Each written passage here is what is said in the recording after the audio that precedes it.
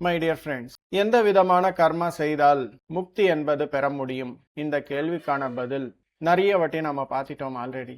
அதாவது பொருள் சார்ந்த விஷயங்களின் மீது பற்றுதல் இல்லாமல், அதாவது பற்றற்றவனாக இருந்து கொண்டு கர்மாவை செய்யணும்.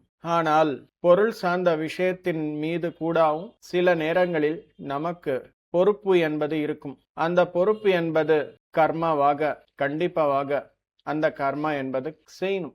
அதாவது பற்றற்றவனாக அந்த பொருளின் மீது அட்டாச்மெண்ட் என்பது இல்லாமல் நாம செய்ய வேண்டும். அதாவது எந்த விதமான அட்டாச்மெண்ட் இல்லாமல் என்றால் தன்னலமற்ற கர்மாவாக செய்யணும். நமக்கு ஏதோ ஒன்று கிடைக்கும் இந்த பொருள் சார்ந்த விஷயங்களின் மீது நான் ஏதாவது ஒரு கர்மா செய்தால் ஏதாவது திரும்ப ஏதாவது எனக்கு கிடைக்குமோ அப்படின்ற எண்ணம் இருக்கக்கூடாது. அதுதான் தன்னலமற்ற கர்மா என சொல்லப்படுகிறது. ஞானத்துடன் செய்யணும். ஒரு பொறுப்பு என்பது நமக்கு கொடுத்திருக்கிறார் என்றால் அது சரியான முறையில் செய்யணும். சரியான முறை என்றால் என்ன?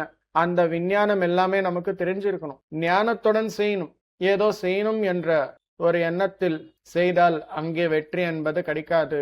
யாருக்கு வெற்றி? இங்க வெற்றி என்றால் என்ன? தன்னலமற்ற கர்மா என்றால் நமக்காக நாம் செய்யவில்லை, இந்த உலக நன்மைக்காக செய்யும். உலகம் என்றால் என்ன? உலக நன்மை என சொல்லிக்கிறோமே. உலக நன்மை என்றால் என்ன?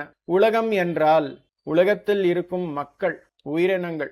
இவருக்கு ஏதாவது ஒரு நன்மை என்பது நீங்க செய்கிறீர்கள் என்றால் அங்கே உலக நன்மை என சொல்லப்படுகிறது. மக்களுக்காக நீங்க செய்யும் போது அவருக்கு ஒரு நன்மை என்பது தரணும். உங்களுடைய கர்மா தர்மத்தை காப்பாற்றுவதற்காக செய்யணும்.